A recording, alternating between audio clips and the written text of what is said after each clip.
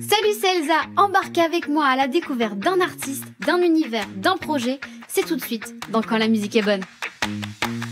Un podcast Fossa FM. Bienvenue dans un nouveau Quand la musique est bonne. Et aujourd'hui, je reçois un auteur, compositeur et interprète, Abel Chéré. Comment vas-tu ? Ça va très bien et toi ? Eh ben écoute, moi ça va, je suis ravie d'être à tes côtés. Alors tu as sorti il y a quelques semaines un nouvel EP qui s'appelle Anti-Portrait, dont on va évidemment parler. Mais avant, j'aime commencer chaque émission par une question. Quel est le premier souvenir lié à la musique dont tu te souviens ? Moi, je me souviens d'une chanson de Dick Hennegarn qui s'appelle Bébé éléphant. Ouais. Et c'est un titre que mon père écoutait dans son salon avec sa platine vinyle. Et je sais que ça m'a beaucoup marqué à l'époque. Et je pense encore aujourd'hui, le titre, il résonne encore en moi. Et je pense qu'il y a un peu de ce titre dans ce que je fais toujours, chaque fois que j'écris une chanson. Ouais, parce que tu as grandi avec un père mélomane, toi. Oui, c'est ça. Mon père écoutait beaucoup de musique. Ça allait du rock à la folk, en passant par la chanson et la musique classique, le jazz. Il écoutait beaucoup de musique, oui. Est-ce que tu penses que du coup, le fait qu'il ait écouté autant de genres musicaux différents, ça t'a permis aussi d'affirmer peut-être tes goûts et de te nourrir de tous ces genres-là ? Oui, je pense. Après, il y a forcément des genres qui vont plus toucher que d'autres. Mais oui, je pense que ça a forcément forgé un peu mon oreille musicale et mon ouverture aux différentes sonorités, des différents styles, oui. Et toi, avec quel chanteur tu as grandi ? Bon, moi, j'ai beaucoup écouté, quand j'étais assez jeune, des artistes comme Bob Dylan, Higelin, Brigitte Fontaine, des gens comme ça. Et puis après, à l'adolescence, on essaie de se défaire un peu des goûts des parents. Et moi, j'écoutais aussi du rap, du reggae, beaucoup de punk aussi. Et j'en suis venu à monter même un groupe de punk avec mes amis du lycée. Et c'est là que j'ai commencé à faire de la musique. Et ouais, est-ce que c'est tes premiers textes, tu les as écrits avec ce groupe-là ? Exactement, oui, oui. En fait, je suis rentré dans la musique parce que j'écoutais beaucoup de musique, mais j'en faisais pas du tout. Et je suis rentré dans la musique par le texte. Et au départ, j'écrivais des chansons pour ce groupe. Et ensuite, j'ai intégré le groupe en tant que chanteur. Et puis, petit à petit, je me suis mis aussi à la guitare et j'ai appris un peu la théorie musicale en côtoyant des musiciens qui, eux, avaient fait des études de musique. Et donc, tu as dit que tu commençais par le chant. Est-ce que tu avais toujours eu envie de chanter ? Est-ce que tu chantonnais ou est-ce que ils te l'ont proposé et ça s'est fait comme ça ? Non, j'avais jamais eu cette envie de chanter précisément. En fait, j'avais besoin de m'exprimer à travers sans doute une forme d'art, sans trop le savoir. Juste, j'avais ça en moi, je pense. Et quand l'écriture est un peu venue à moi comme ça, un peu par hasard, je me suis vraiment retrouvé dedans, je me suis épanoui. Et après, le chant est venu un peu assez naturellement en fait. Au départ, c'était plus des sortes de cris et du parler chanté un peu mal, on va dire mal techniquement un peu bancal, mais j'ai pris très vite goût à ça et la musique aussi, la guitare, c'est venu assez vite finalement et j'en faisais tous les jours, des heures et des heures par jour en fait. Je me suis passionné de ça très vite en fait. Et c'est venu un peu sur le tard. Et la guitare, tu l'as appris tout seul ? Oui, je l'ai appris tout seul, mais enfin en fait, à l'époque, comme je suis pas si jeune que ça, il y avait pas de tuto guitare sur internet. Il y en avait peut-être, mais ça commençait tout juste. Donc j'ai appris la guitare en côtoyant des guitaristes en fait qui m'ont appris des choses.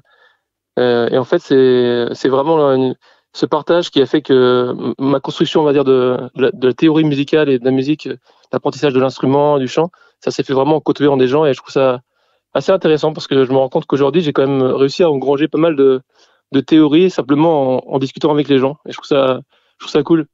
C'est une bonne façon d'apprendre la musique aussi.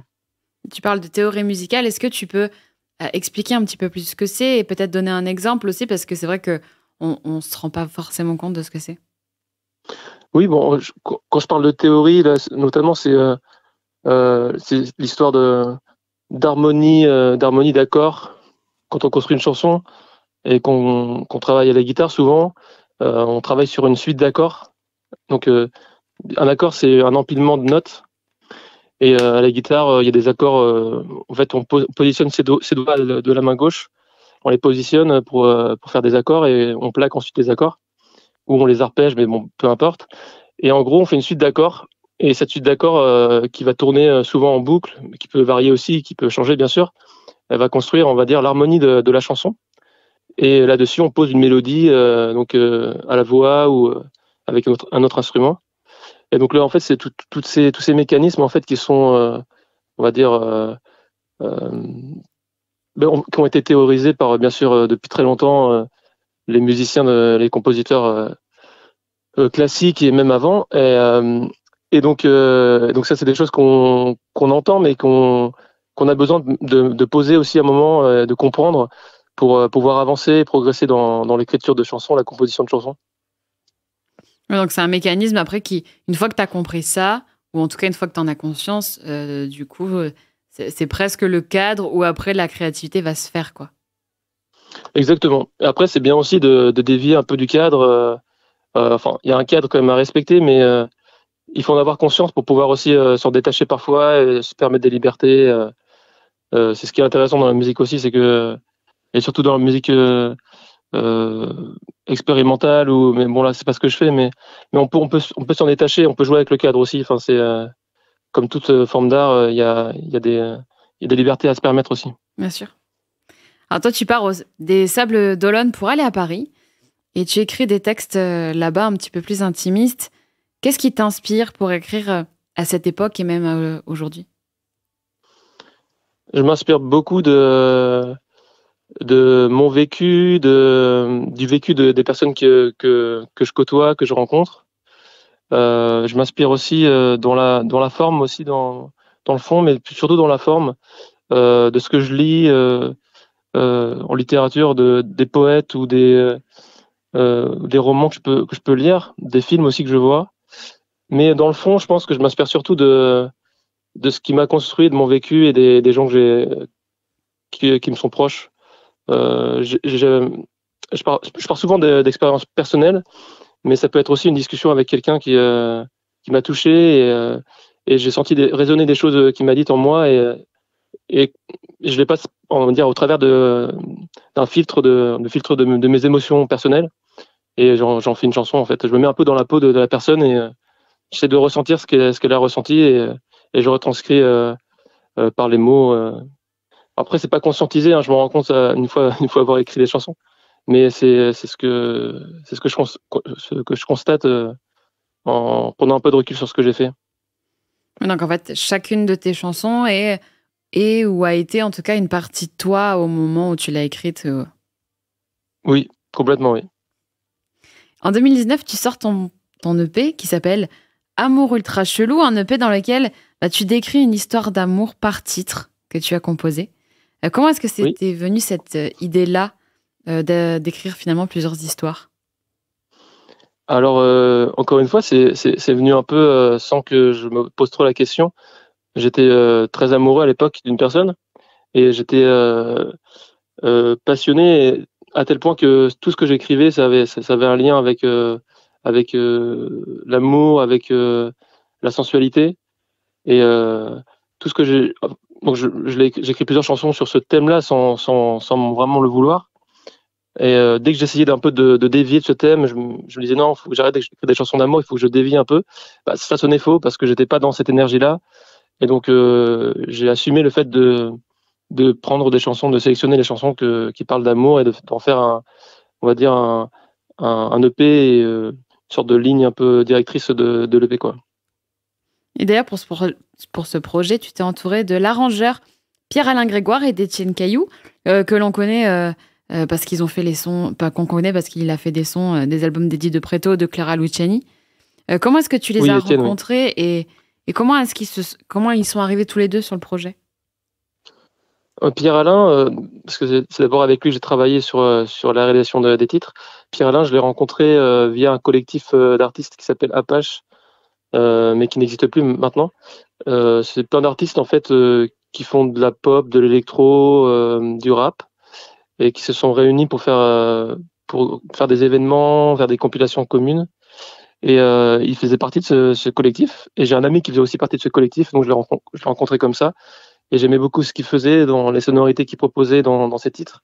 Et donc, je lui ai proposé d'avec moi réaliser l'EP, de retravailler sur mes maquettes et d'approfondir les sons. Et donc, on en a fait cette EP Amour Ultra Chelou. Et ensuite, je cherchais quelqu'un pour mixer l'EP. Et on m'a suggéré cette personne, en fait, Étienne Kellou, que j'ai rencontré, avec qui ça a matché tout de suite, et qui a une sensibilité aussi qui est très forte et qui me touche. Et on a plein de points communs, de goûts musicaux communs, et ça a vraiment matché entre nous trois. Ce trio a vraiment bien fonctionné. J'en suis hyper content. Et c'est ce qui m'a permis de sortir ces premiers titres voilà, dans les meilleures conditions. Ah, parce qu'en fait, pour en revenir à ton écriture, on a aussi l'impression que quand tu écris, t'écris en même temps avec plein de légèreté et en même temps avec pas mal de touches d'humour sur des sujets qui ne le sont pas forcément. Oui, c'est vrai que ça, c'est quelque chose. Ça fait partie de moi aussi. J'ai du mal à être dans le sérieux constamment. En fait, quand une discussion tourne trop au sérieux, même quand c'est des discussions qui sont parfois sur des sujets graves, j'ai toujours tendance un petit peu à alléger les choses avec quelques mots un peu qui dévient un peu la conversation. Ça fait partie de moi et j'ai besoin de jouer avec la vie, de jouer avec les mots, de jouer avec ce qui m'entoure. Sinon, j'ai l'impression de m'enfoncer dans une sorte d'obscurité qui me déplaît vraiment. Ouais. Et dans ton parcours, il y a aussi un voyage à Cuba qui t'a beaucoup inspiré. Oui, c'est vrai. Je suis parti en vacances à Cuba avec des amis. Et ce qui m'a touché en fait à Cuba, c'est que la musique, on l'entend partout, quel que soit l'endroit où on est, dans la ville ou même dans la campagne. On s'est retrouvé, par exemple, on était un peu perdu, enfin on s'est perdu volontairement dans une petite ville à Cuba, pas touristique du tout. Et on a vu de la lumière au fond, il y a une sorte de forêt, il y avait une lumière au fond, et c'était la nuit. Et on a marché, et c'était un peu, peut-être pas forcément très intelligent d'ailleurs, parce qu'on ne sait pas trop sur quoi on peut tomber, mais peu importe, on a marché. Et en fait, on est tombé dans un bal du village, quoi, bal du village en plein milieu de la forêt. Et il y avait des musiciens qui jouaient, mais divinement bien. C'était vraiment hyper beau. Et ils jouaient de la salsa. Et tous les gens du village étaient là. Bon, ils se demandaient pourquoi on était là. Mais bon, nous, on était bien et ils nous ont acceptés. On a fait la fête avec eux. Et en fait, ça m'a beaucoup inspiré parce que c'est des sonorités, en fait, qui mélangent plein de... Forcément, Cuba, c'était un endroit où il y a eu beaucoup d'influences de plein d'endroits du monde. Et donc, la musique cubaine, elle est vraiment riche de tout ça, rythmiquement et harmoniquement. Et les musiciens de là-bas font de la musique depuis qu'ils sont tout petits, ils ont entendu ça depuis qu'ils sont tout petits. Donc, ils ont une facilité à jouer et un sens de la musique hyper profond, hyper ancré. C'est quasiment physique, quoi. Et je trouve ça m'a beaucoup inspiré. Donc, moi qui parle très mal espagnol, quand je suis rentré de Cuba, j'avais encore des sonorités, on va dire, de cette langue qui étaient là. Et donc, sans trop le vouloir, j'ai chanté un refrain en yaourt, on appelle ça, donc un blabla qui n'a pas de sens, mais avec une sorte d'accent espagnol un peu fantasmé, on va dire. Et j'ai posé une mélodie là-dessus, et après j'ai cherché des mots pour que ça colle avec cette mélodie. Et j'ai écrit donc Calor Húmedo, qui veut dire chaleur humide, et qui parle un peu d'un amour perdu à Cuba. Oui, parce que c'est vrai que voilà. Cuba, on en parle souvent, mais pour celles et ceux qui aiment la musique, et même, en fait, c'est un endroit qui est hors du temps pour tout, pour l'environnement, les gens et la musique. Parce qu'il y a tout un tas de... Presque, on a l'impression que chaque partie du monde y a mis quelque chose qui est resté là-bas figé. Oui, c'est vrai. C'est vrai, c'est assez étonnant, que ce soit dans l'architecture, dans la musique, dans les voitures d'ailleurs, parce que les voitures, c'est des très vieilles voitures américaines qui sont restées là et qui ont été réparées et qui sont toujours en marche, quoi. Quand on prend un taxi à Cuba, c'est une voiture des années 60, 50, donc ouais. C'est assez étonnant. Et après, il y a beaucoup de pauvreté à Cuba aussi, et les gens ont soif de liberté aussi, et ça s'entend aussi dans leur musique et quand on discute avec eux. Et voilà, il y a aussi plein d'aspects très négatifs à Cuba, hein, donc faut pas trop non plus idéaliser tout ça, mais il y a des très belles choses aussi. Et donc t'as sorti, on l'a dit, Amour ultra chelou, et là dernièrement il y a un nouvel EP qui est sorti qui s'appelle Anti-Portrait. Il s'est passé 5 ans entre ces 2 EP. Tu avais besoin de ce temps-là pour retrouver l'inspiration, écrire, savoir ta direction artistique, musicale? Non, oui et non. Après Amour ultra chelou, on a commencé une tournée, et malheureusement, bon, comme beaucoup de gens, beaucoup d'artistes l'ont vécu aussi, il y a eu le Covid, donc on a été obligé de faire une pause. C'est un peu arrêté les choses. Et donc cette pause-là a un peu changé un peu de ma façon de voir les choses aussi. Et donc j'avais besoin de me poser après ça, même si j'avais déjà écrit des choses, pour écrire encore d'autres choses, encore de nouvelles choses. Et puis après le temps de produire les nouveaux titres, de trouver les personnes avec qui collaborer, ça a pris un peu plus de temps que prévu. Et donc on en est venu à c'est un peu traîné, mais c'est pour des bonnes raisons, parce qu'on avait envie de faire des choses bien, et j'avais envie de proposer quelque chose d'un peu différent aussi, de ne pas me répéter, de pas tourner en rond sur mon propos, sur la musique, et donc on a fait comme ça, on s'est laissé du temps. Donc t'as sorti un nouvel EP. Est-ce que c'était une volonté de ressortir un EP pour attendre peut-être de faire un jour un album? Oui, en fait, il y a plusieurs raisons. D'abord, c'est vrai que j'avais encore envie de tester des choses avant de proposer un album. Parce que quand on propose un album, j'ai l'impression quand même, et en tout cas c'est peut-être dans ma tête, mais quand même, que c'est une forme on pose vraiment quelque chose qui est fort, et qui pour moi doit être vraiment maîtrisé et abouti. Et moi j'avais encore besoin d'expérimenter des sonorités, des points de vue, avant de me poser sur un album que je ferai peut-être ensuite bientôt, mais j'avais besoin de ça. Et aussi, il y a le côté aussi bien sûr économique.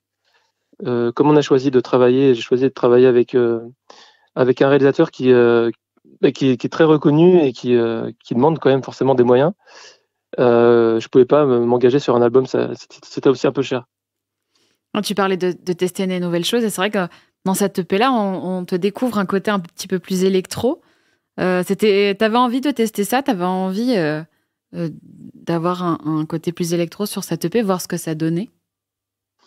Oui, c'est vrai, pendant le confinement et les mois qui ont suivi jusqu'à maintenant, j'ai beaucoup expérimenté des choses électroniques avec un autre projet, enfin un projet qui est dans l'ombre, hein, j'ai fait quelques concerts, mais c'était vraiment pour me défouler, on va dire. J'avais besoin d'expérimenter des choses avec des synthés, sans chant, et puis finalement ça s'est un peu mêlé à mes chansons, à mon projet à Belchéré, et donc voilà, ça s'est un peu entremêlé, et j'ai trouvé ça intéressant de travailler là-dessus, de partir sur cette sonorité-là, sur cette couleur, ce côté brut et un peu froid. J'avais envie de le mêler un peu à mes chansons. D'ailleurs, ce nouvel EP Anti-Portrait, on l'a découvert avec un titre qui s'appelle L'Inconfort. Je te propose qu'on l'écoute, et comme ça on en parle juste après. Ça marche.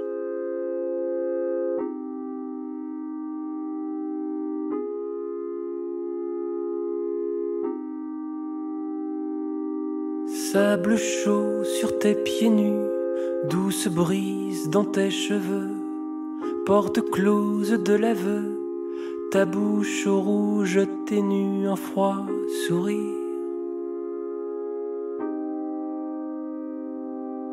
Eau glacée, course de billes, le long de son dos cramé, et l'onde sur les galets, enlacée à tes chevilles qui veulent fuir. Pour enfin retrouver l'inconfort de mon 10 mètres carrés, les ressorts. Pour enfin retrouver l'inconfort de mon 10 mètres carrés, les ressorts affaiblis de mon lit. un décor paradisiaque, mais ton cœur brûle l'enfer de ne pas vibrer aux airs saccadés et démoniaques de mon clic-clac.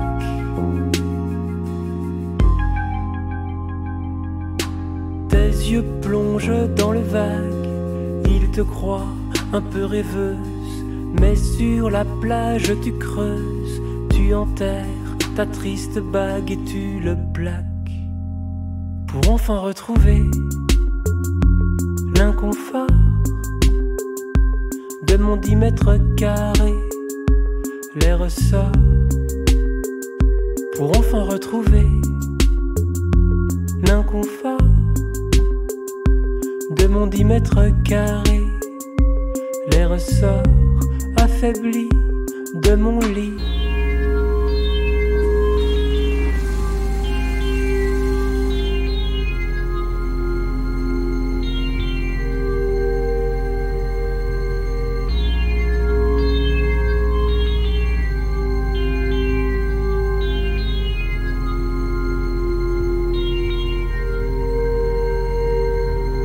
Douche froide sur mes pieds nus, sous la porte, un courant d'air, souffle sournois de l'hiver. Tu ne seras jamais venu, pour enfin retrouver l'inconfort de mon 10 mètres carrés, les ressorts, pour enfin retrouver l'inconfort.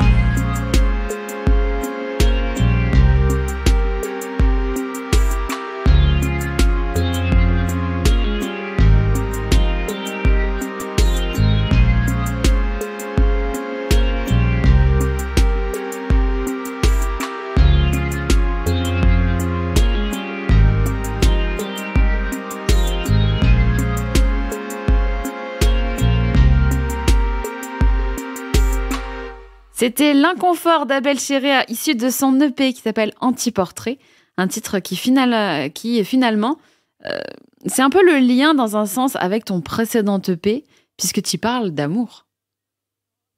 Oui, c'est vrai.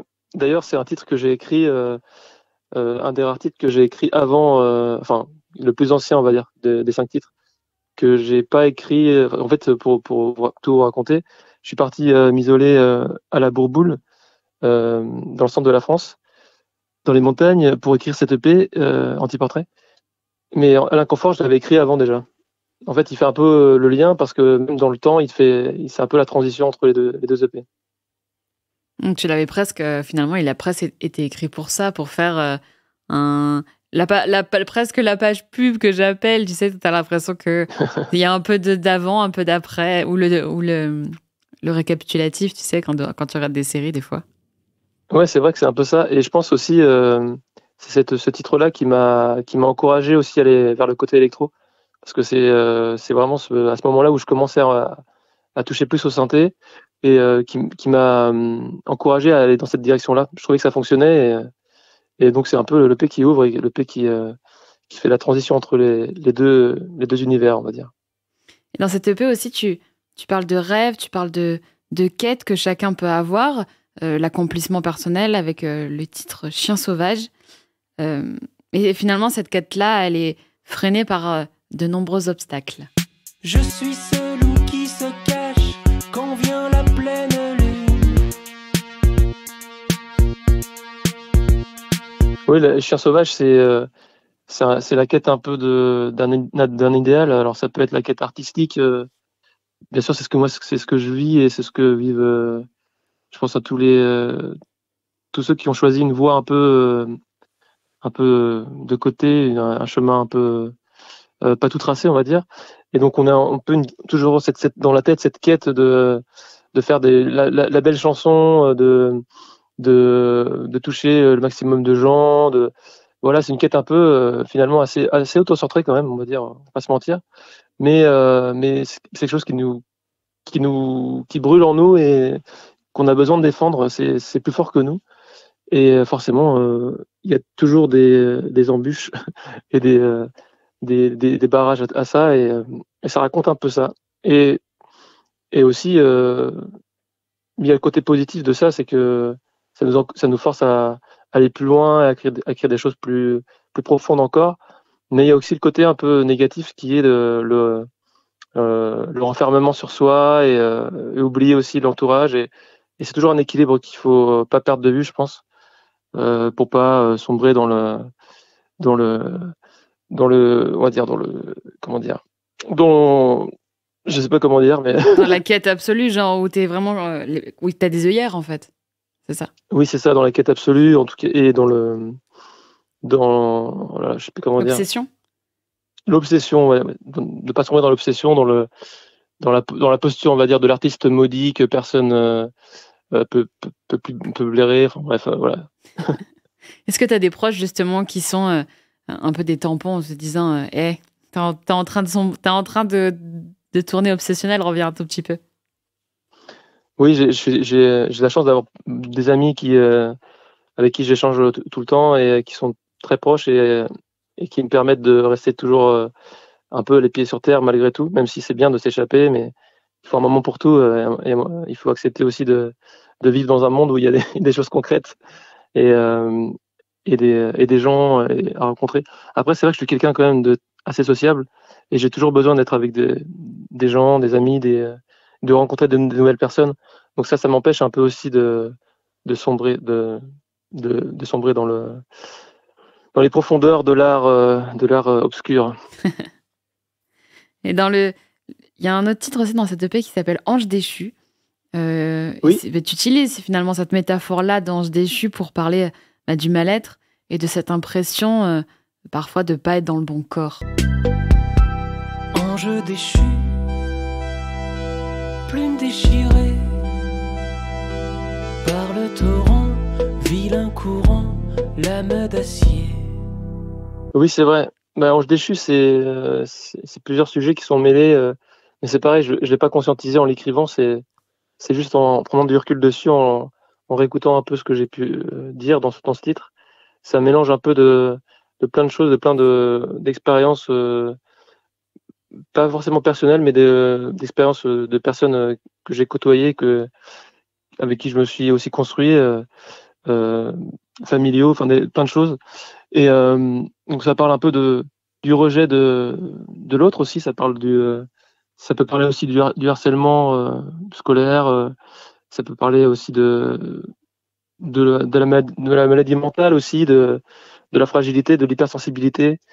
Voilà, ça parle de tout ça. L'ange déchu, c'est un être qui est différent et qui est rejeté de par sa différence, de par sa fragilité et ses blessures font que il reste fragile, mais qu'il arrive finalement avec du courage et un peu de scotch à recoller ses ailes. Mais parce que c'est vrai que finalement, tu n'abordes pas un sujet en particulier. Et comme tu l'as dit et comme tu l'as évoqué, il y a tout un tas de personnes qui peuvent se sentir ange déchu. Puis on peut se sentir ange déchu pour un temps ou peut-être trop longtemps. Mais c'est vrai qu'on y a toujours un truc qui résonne, même si c'est guéri ou pas, avec cette chanson chez les uns et les autres. Oui, parce que c'est vrai que la conclusion, elle est pas définitive, en fait. C'est-à-dire que il se reconstruit, mais on ne sait pas on sait pas à quel point il va se reconstruire, à quel point il va se relever. C'est juste, en tout cas, une tentative de reconstruction et voilà. Et c'est vrai que j'aime bien au maximum, je pas tout le temps, mais laisser un peu un point d'interrogation à la fin de mes chansons ou des points de suspension pour pas figer les choses et laisser un peu libre cours aussi à l'imagination et à pas être dans le narratif avec un début, un développement et une fin, quoi. Et on parlait de Cuba, on parlait du coup de l'espagnol tout à l'heure, et cette EP justement, il se clôture avec un duo que tu partages avec Michel Blades. C'est un titre qui parle d'un fait de société, d'un objet en tout cas qu'on a pris ou qui a pris une trop grande place, le smartphone. Comment est-ce que vous êtes rencontrés et comment est-ce que ce duo il est né? Tu seul es solo soledad, ya no brillamos solo frente a ti, Dios teléfono. Tu seul es solo soledad, Ya no brillamos solo frente a ti. Dios telefona. En fait, Michel Blades, je l'écoutais depuis très longtemps. Enfin, ça fait plusieurs années que je l'écoutais. J'écoutais sa musique et j'adore sa musique. Vraiment, j'adore ses chansons. J'adore son style aussi, qui est un peu assez psyché, et sa voix. Donc, en fait, j'ai écrit cette chanson Dios Telefono. Donc, c'est un feat, mais en même temps, je lui ai un peu imposé la chanson. C'est-à-dire qu'en fait, je lui ai proposé la chanson et elle a accepté de le faire avec moi. Donc, elle est venue en studio avec moi. Et elle a accepté de chanter sur les refrains, de poser sa voix sur les refrains. Donc c'est plus une petite collaboration qu'un vrai feat où elle a vraiment pris part à la chanson. Elle a même accepté de faire des fautes d'accent sur le refrain parce que on trouvait ça, elle et le réalisateur Renaud Létang, trouvaient ça charmant et en tout cas intéressant de garder cet esprit français qui chante en espagnol. Donc elle a accepté de chanter un peu avec un accent français. Donc c'était assez drôle et puis c'est une personne très généreuse et qui est toujours dans le partage et qui collabore avec plein d'artistes. Et donc c'était un moment vraiment super avec elle en studio. Ouais, tu l'as évoqué, il y a une autre personne qui a fait partie de cette EP qui s'appelle Renaud Létang. Alors il a travaillé avec, pour ne citer que, parce qu'il a travaillé avec énormément de personnes, Alain Souchon, Jane Birkin, Philippe Catherine. C'était une volonté aussi de travailler avec Ronan, tu l'as dit, il a réalisé ton EP et il a réalisé pour beaucoup de gens et ça faisait partie des petits trucs à cocher que tu voulais faire dans la musique. Oui, c'est sûr. En fait, après il se trouve aussi qu'il y a plein de choses. Renaud Létang, donc qui est au studio Ferber dans le 20e. À l'époque, je travaillais avec un tourneur qui s'appelle Zamora. Et ils étaient dans les mêmes locaux. Donc en fait, je l'avais déjà croisé et puis je connaissais son travail bien sûr. Et les artistes avec qui il a travaillé, c'est des artistes qui m'ont beaucoup inspiré, de qui je me sens assez proche, en tout cas artistiquement, je veux dire. Et donc forcément, comme j'avais cette porte ouverte, ce studio juste en dessous là, qui était qui est un peu en sous-sol. Je me disais vraiment il faut que j'aille le proposer et donc un jour voilà je proposais j'en ai parlé à ma manageuse Charlotte qui m'a dit allons-y et on est descendu on a discuté avec lui, on a fait écouter ma musique et il a été chaud en fait il a été très réceptif à ma musique, il m'a dit OK allons-y et puis après bon bien sûr c'est un studio Ferber qui est grand et qui est qui a besoin aussi de vivre, donc ça coûte forcément un peu d'argent. Donc on a dû ensuite trouver l'argent pour travailler avec lui. Et après on a collaboré, ça s'est fait très bien, très vite et très facilement. Ce que j'ai trouvé assez fort chez lui, c'est que il a plutôt que d'écouter mes maquettes et de dire bon voilà ce que tu as fait, on va faire mieux. Il s'est dit, il m'a dit voilà dans tes maquettes si elles fonctionnent, c'est qu'il y a une raison. On va garder tout ce qui fonctionne dans tes maquettes, en tout cas l'essence de ce que tu as voulu faire, de ta proposition, et on va essayer de broder autour pour le rendre encore plus efficace et mettre en avant ce que tu as voulu proposer dans le chant, dans les paroles, mais aussi dans la musique et dans la production. Et donc ce qui fait que l'EP qu'on a fait ensemble, quand on écoute mes maquettes faites chez moi avec mes petits synthés, on entend les mêmes choses en fait. On entend mon intention et on entend ma direction musicale et avec bien sûr plein de choses en plus. Et en tout cas, avec une précision du son, avec des sonorités plus claires et plus précises.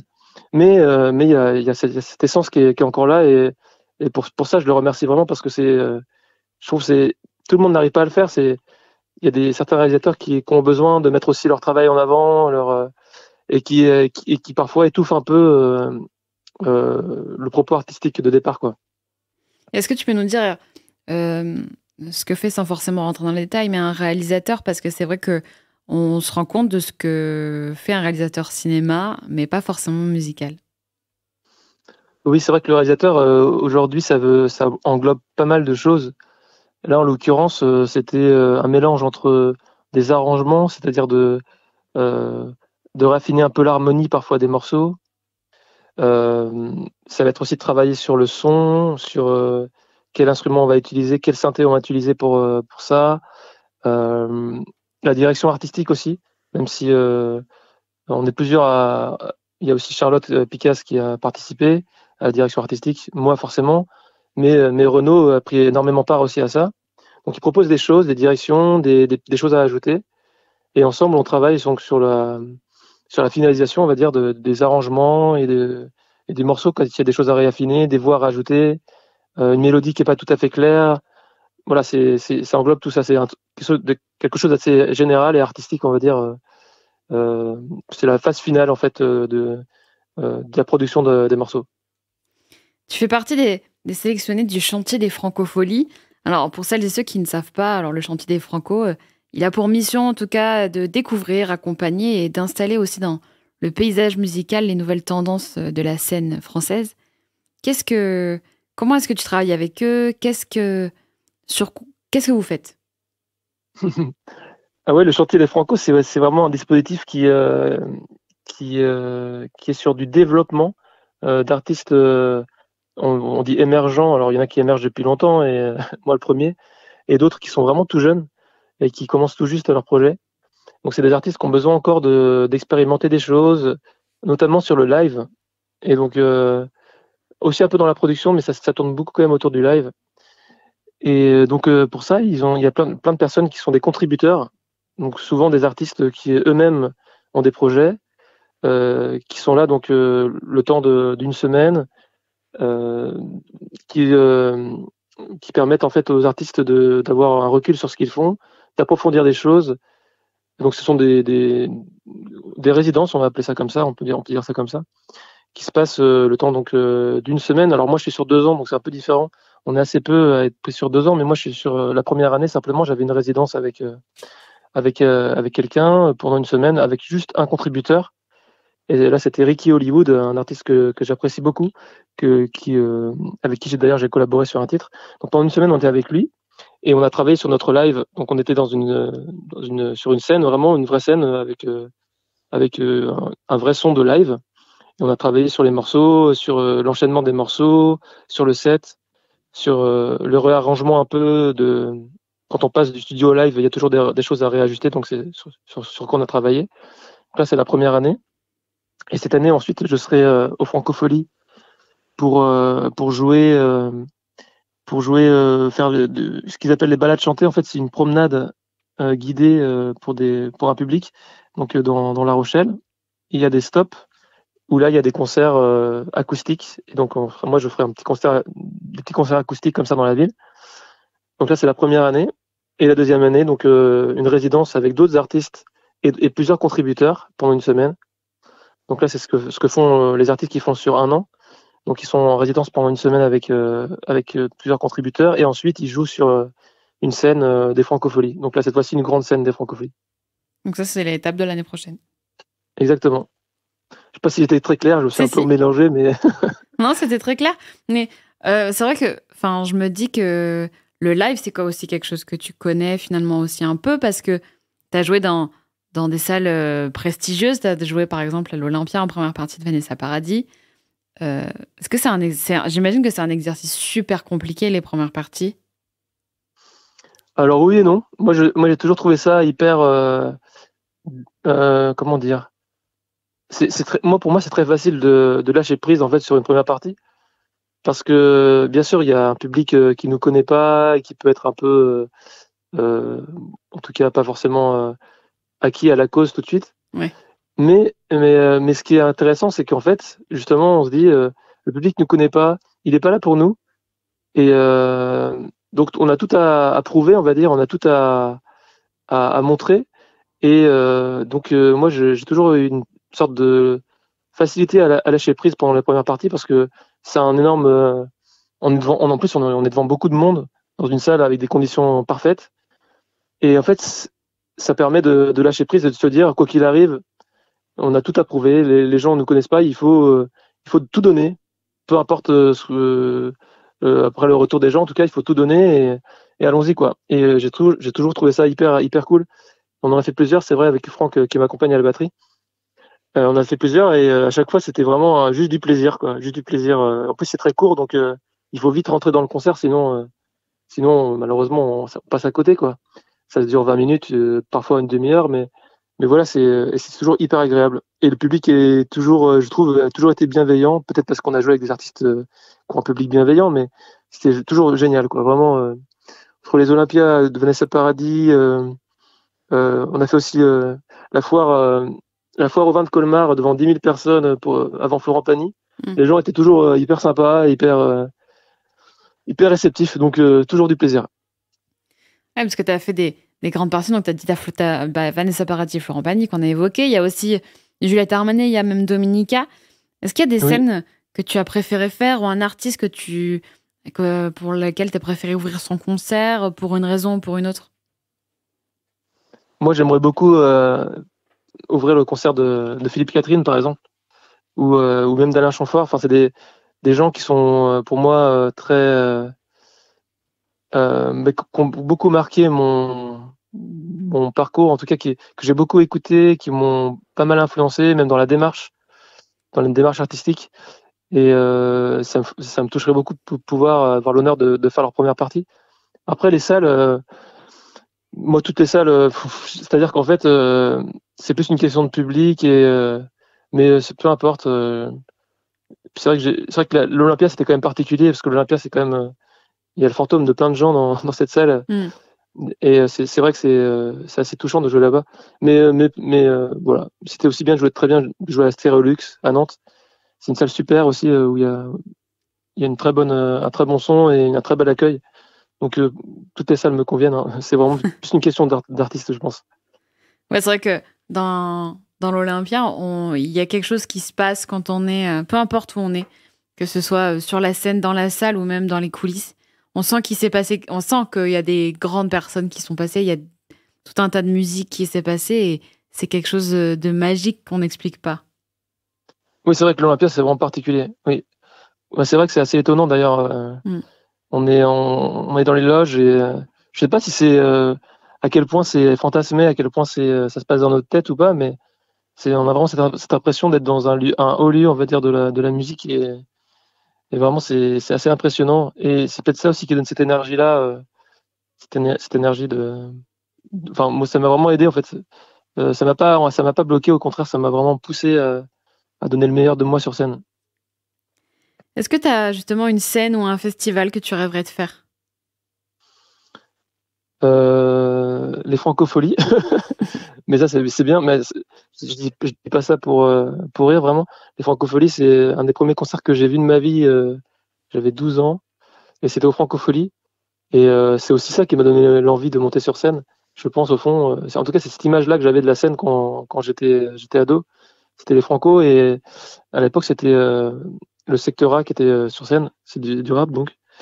Et voilà, donc je suis vraiment hyper touché de pouvoir aussi, moi, pouvoir jouer aux Francopholies. Vraiment, c'est vraiment pour moi un moment important et j'en avais besoin parce que c'est vrai que avec ces années où j'ai pas fait beaucoup de musique, enfin, j'ai fait de la musique, mais dans l'ombre, on va dire, j'avais besoin de ça et quand j'ai été sélectionné pour le chantier, vraiment, j'étais très touché et pour moi, c'était un nouveau souffle aussi. Moi, ça a un côté aussi rassurant et de se dire, en fait, on fait de la musique qui touche aussi. Bah oui, ouais, moi, c'est mon objectif. En tout cas, c'est pour ça que c'est pourquoi je fais de la musique, c'est le partage et donc notamment la scène, plus que tout d'ailleurs. Et j'ai besoin de ces moments-là, j'ai besoin de ça pour vivre, même pour être bien. J'ai besoin d'être sur scène en fait. Quand je joue pas pendant un certain temps, bah, je me sens pas bien. C'est vraiment, ça fait partie de moi maintenant. Donc voilà, et notamment au Francophonie, j'ai vraiment hâte d'y être. En plus, c'est un moment de partage aussi assez fort parce que on est là-bas sur plusieurs jours. On échange avec d'autres artistes, avec des gens, des professionnels du milieu, mais aussi des amis. Et puis bien sûr le public. Et donc c'est vraiment des moments assez importants, assez clés, quoi, dans le parcours de quelqu'un qui fait de la musique, quoi. Oui, c'est vrai que les festivals, il y a cette ambiance familiale qui règne. Est-ce que c'est le soleil qui fait ça? Je sais pas, mais c'est vrai qu'il il y a quelque chose que tu ne retrouveras pas ailleurs que dans un festival. Non, c'est sûr, c'est le côté festif aussi de l'été, des jours, des beaux jours. Puis le fait que ça se passe sur un temps assez long, qu'il y ait plusieurs concerts, qu'on découvre aussi plein d'artistes. Et c'est quelque chose que j'adore faire aussi. Je vais pas avoir tant de gros concerts que ça, mais par contre des petits concerts dans des petites salles, dans des petits clubs, je vais en voir plusieurs fois par semaine. Comme j'ai la chance d'habiter à Paris maintenant, plusieurs fois par semaine, je vais voir des concerts de jeunes artistes, en tout cas des artistes qui proposent des nouvelles choses. Et je trouve que c'est important de continuer à écouter plein de différentes choses, plein de nouvelles choses, pour rester vraiment dans l'énergie des premiers émois, quoi. C'est important de rester là-dedans. Ah, puis justement, tu parles des premiers émois, de ce qui s'est passé. On a un peu tiré le fil de ta carrière, ou en tout cas de tes étapes clés jusqu'à aujourd'hui, jusqu'à la sortie de ton EP qui s'appelle Anti-Portrait. Qu'est-ce que tu dirais à ton toi qui commençait à chanter dans le groupe de rock ou à écrire pour ce groupe de rock, si tu pouvais? Je lui dirais que t'as raison de faire ces choix-là. Parce que c'est vrai que à l'époque, je me posais pas trop de questions, mais j'ai été beaucoup. Alors, tout début, j'étais assez, on va dire, pas inconscient, mais comment dire. J'avais plein d'illusions et j'étais très. Je me posais pas de questions, j'allais tout droit. Et je savais pas toujours en partie de moi, mais j'étais assez fonceur. Et je me posais pas la question de ce que j'allais faire plus tard ou quoi. Je voulais faire de la musique et je faisais de la musique et point, même si je galérais, même si je faisais plein de petits boulots.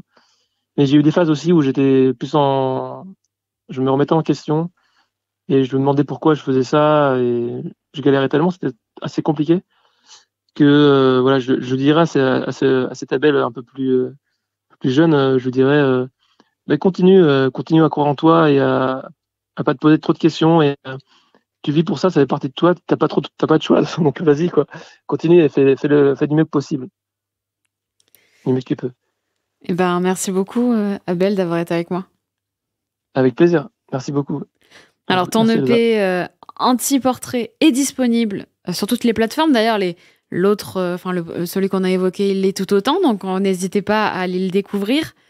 J'aime finir cette émission en musique, tu t'en doutes. Et je te laisse même choisir et introduire l'un des titres de ton dernier EP que tu as envie de faire découvrir à celles et ceux qui nous écoutent. Alors, on peut aller sur L'amour est mort encore, si ça vous dit. C'est un titre pour lequel j'ai sorti un clip réalisé par Diane Moissan il y a peu de temps. Donc, on peut aller sur ce titre-là, qui pour moi, je parle d'amour encore, mais d'un amour un peu avec un amour qui s'arrête. Et qui, comme il meurt encore, ça, on peut envisager qu'il va renaître aussi. Voilà. Et on l'écoute tout de suite. N'hésitez pas à suivre Abel Cherere sur ses réseaux sociaux. Comme ça, vous ne pourrez pas manquer son actualité. Puis s'il vient en live chez vous, n'hésitez pas à aller le voir. Merci beaucoup. Merci à toi.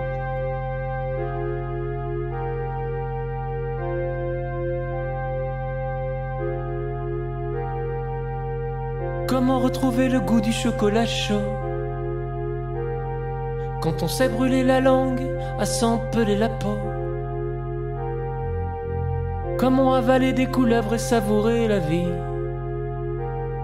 quand on a vu un boa étouffer l'amour dans son lit? Inutile de me traîner la nuit dans des bars interlopes. Rien n'apaisera ma peine, je suis devenu misanthrope. L'amour est mort encore. Désolé si on n'est pas raccord. Désolé, l'amour est mort encore. Désolé si on n'est pas raccord. Désolé, l'amour est mort encore.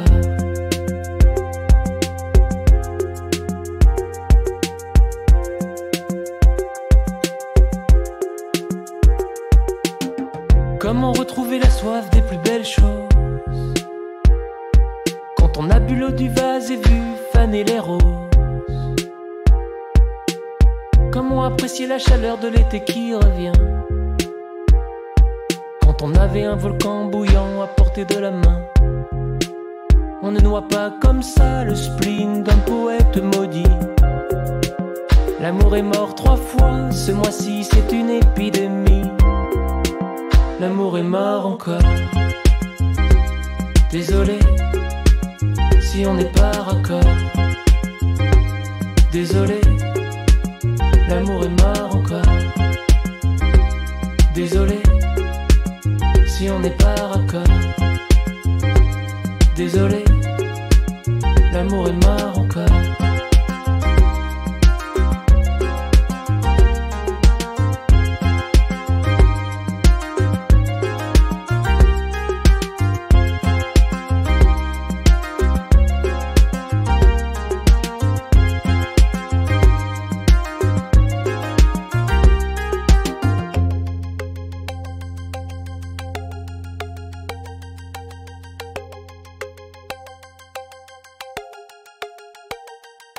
Laisse-moi au fond du trou ruminer ma triste condition. J'en ferai des paroles inspirées à faire pleurer les lions. Et je retrouverai enfin le goût du chocolat chaud. J'irai planter des roses, promis, mais ce soir c'est trop tôt. L'amour est mort encore. L'amour est mort encore.